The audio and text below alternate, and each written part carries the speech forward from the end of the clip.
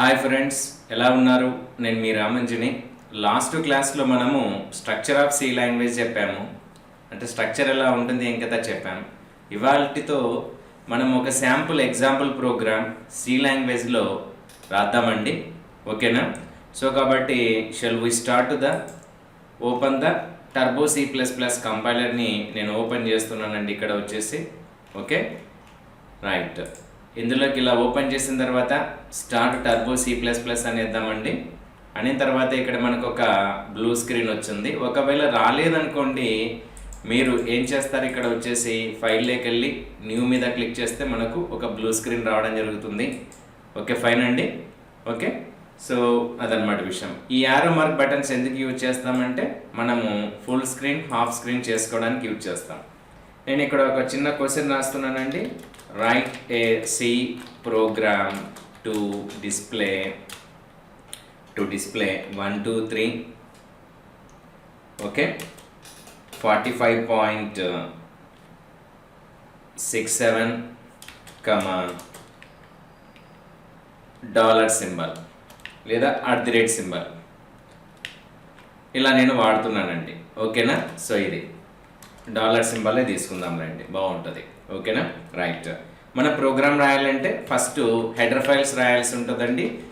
మీకు ఒకవేళ header files ఎందుకు వాడతాం, దీని గురించిన డౌట్స్ ఏవైనా ఉన్నట్లయితే మీరు ప్రీవియస్ వీడియోని వాచ్ చేయండి. స్ట్రక్చర్ ఆఫ్ సి లాంగ్వేజ్ అనే ప్రోగ్రామ్ని. ఫైన్ అండి, వాడి మీద అన్ని ఎవ్రీథింగ్ చెప్పానండి. ఓకేనా? ఇది ఇలా మనం స్ట్రక్చర్ ఆఫ్ సి లాంగ్వేజ్ రాసిన తర్వాత 1 2 3 ఏ టైప్ ఆఫ్ కాన్స్టెంట్ అంటే 1 2 3 అనేది బేసికల్గా నంబర్ కాబట్టి నంబర్లో మనకు ఇందులో 1 2 3 అనే నంబర్లో డెసిమల్ వాల్యూ లేదు కాబట్టి అది ఇంటీజర్ కాబట్టి ఇంటీజర్ హాయ్ అనే పేరు తీసుకున్నా. ఓకేనా అండి?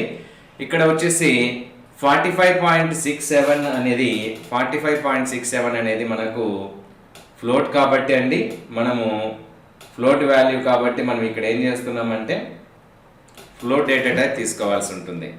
FLOAT ఫ్లోట్ హలో అని తీసుకుంటున్నా. ఏందని అలా తీసుకుంటున్నారంటే హాయ్ అనేది హలో అనేది వేరియబుల్ నేమ్ అండి. ఏందండి అది? Variable name. హాయ్ అనేది ఎలాంటి డేటా టైప్ని స్టోర్ చేసుకుంటుంది? Integer type. హలో అనేది ఫ్లోట్ డేటా టైప్ని స్టోర్ చేసుకుంటుంది.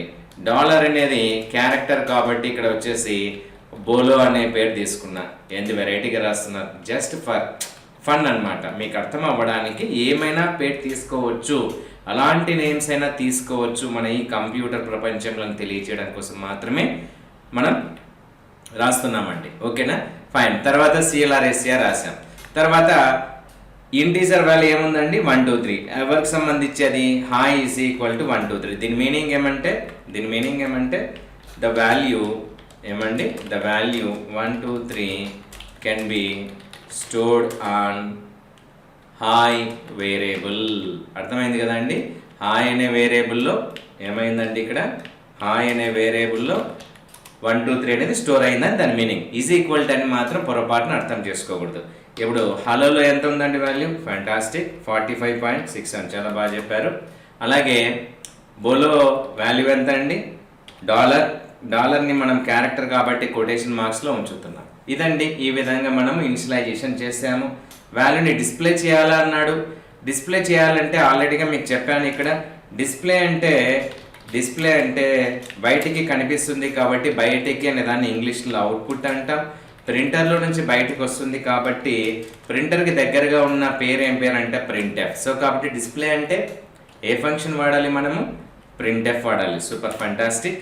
సో ఇప్పుడు printf అనే దాంతో డబుల్ కొటేషన్స్లో %d రాసాం, హాయ్ అనే పేరు తీసుకున్నా. ఓకేనా? printf %f అనేది ఫ్లోట్కి చెందుతుంది కాబట్టి డబుల్ కొటేషన్స్లో రాసాము, హలో అని రాశాను. ఓకేనా అండి? printf నెక్స్ట్ క్యారెక్టర్కి %c రాసాం. ఏందో సార్ ఇలా రాస్తున్నారు మీరు అంటే చెప్తానండి, వెయిట్ చేయండి ఇక్కడ. ఓకేనా? రైట్. తర్వాత గెట్ ch, ఎందుకంటే వెంటనే మనకు ఆ బ్లాక్ స్క్రీన్ ఆన్సర్ కనపడడం కోసం ఇలా రాస్తున్నాను. సో ఫస్ట్ కంపైలేషన్లోకి వెళ్తున్నామండి. ఎందుకు? Error checking. మనకి ఎర్రర్స్ ఉన్నాయా లేవని చెక్ చేయడానికి Alt + F9 ప్రెస్ చేయాల్సి ఉంటుంది. ఎన్ని ఎర్రర్స్? 6 ఎర్రర్స్ ఉన్నాయండి. వైమ్మ ఇక్కడ పైన లైన్ చూపిస్తుంది. మర్చిపోయానండి, ఇది నార్మల్ ఇంగ్లీష్ వర్డ్స్ కాబట్టి దీన్ని నేను హైడ్ చేస్తున్నా. ఇది కూడా నార్మల్ ఇంగ్లీష్ వర్డ్స్ కాబట్టి దీన్ని కూడా నేను ఏం చేస్తున్నా, హైడ్ చేస్తున్నా. Okay fine. ఇప్పుడు ఏమైనా ఎర్రర్స్ ఉన్నాయా? అలా మనకి ఏది పడితే అది, ఎలా పడితే అలాగా మనం ఏదైనా నోట్స్ రాయడానికి పర్మిషన్స్ లేవండి. ఈ డాక్యుమెంట్ సెక్షన్ లేదా కామెంట్ సెక్షన్ సహాయంతో మనం ఏదైనా ఎక్స్ప్లెనేషన్ ఇలాగా చూపించుకోవచ్చు అనమాట. క్లియరా? దీని అర్థం ఏమంటే ఇక్కడ రాసిన లైన్స్ని కంపైలర్ ఎట్టి పరిస్థితిలో చెక్ చేయదన్నమాట. అది ఓకే. సో నెక్స్ట్ కంపైలేషన్ చేసాం, నో ఎర్రర్స్. కంపైలేషన్ చేసిన తర్వాత ప్రోగ్రామ్ని ఏం చేయాలి, మనము రన్ చేయాలి. రన్ చేయాలన్నప్పుడు కంట్రోల్ F9 ప్రెస్ చేస్తున్నాం ఇక్కడ. ఓకేనా? సో రన్ మీద క్లిక్ చేస్తున్నా, ఎగ్జిక్యూట్ అయింది. 1 2 3 4 5.66 ఏదో సంథింగ్ వచ్చింది, మళ్ళీ డాలర్ వచ్చింది. ఏంటంటే అన్నీ కలిసిపోయి వచ్చాయి. ఎందుకు అలా వచ్చాయి అంటే మనము ఇక్కడ ఒకదాని తర్వాత ఒకటి రావడానికి ఇక్కడ /n అనే ఒక ఎస్కేప్ సీక్వెన్స్ క్యారెక్టర్ అనేది యూజ్ చేస్తాం. సో ఇప్పుడు చూడండి, ప్రోగ్రామ్ని రన్ చేస్తున్నా, రాలేదు కిందికి.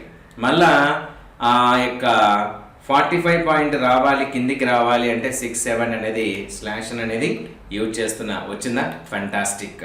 ఓకేనా? అలాగే డాలర్ అనే క్యారెక్టర్ కిందికి రావాలి, దానికి ముందర నేను /n వాడుతున్నా. ఇంకొక డౌట్ అడుగుతారేమో మళ్ళీ, మరి స్పేస్ ఎందుకు వాడామంటే కొంచెం క్లారిటీగా ఇలా కలిసిపోయి ఉండడం నాకు ఇష్టం లేదు, కొంచెం అట్లా సపరేట్ చేశాను. ఓకేనా? Right, fantastic. సో 1 2 3 ఎవరికి సంబంధించిన వాల్యూ ఫీల్ అవుతుంది? 1 2 3 ఎవరండి ఆయన?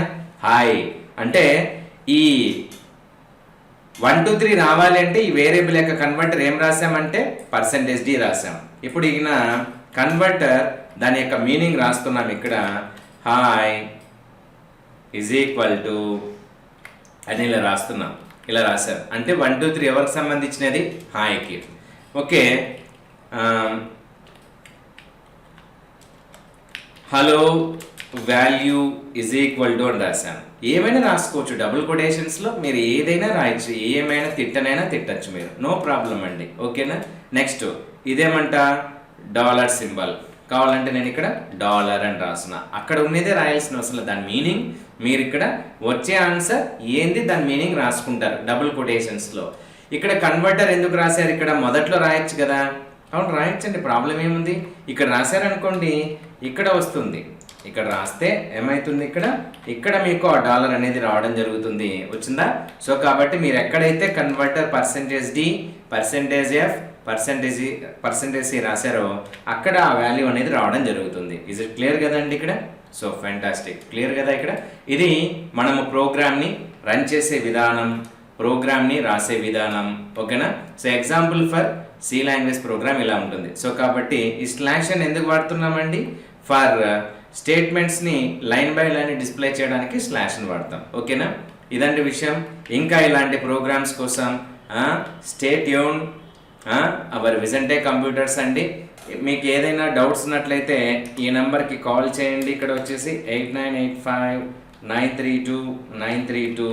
ఓకే, ఇంకా ఏమన్నా మీకు మా ఇన్స్టిట్యూట్ ప్రొవైడ్ చేసే కోర్సెస్ ఏమేమి ఉన్నాయో తెలుసుకోవాలనుకుంటే visiontechcomputers.in అనే వెబ్సైట్ని విజిట్ చేయండి.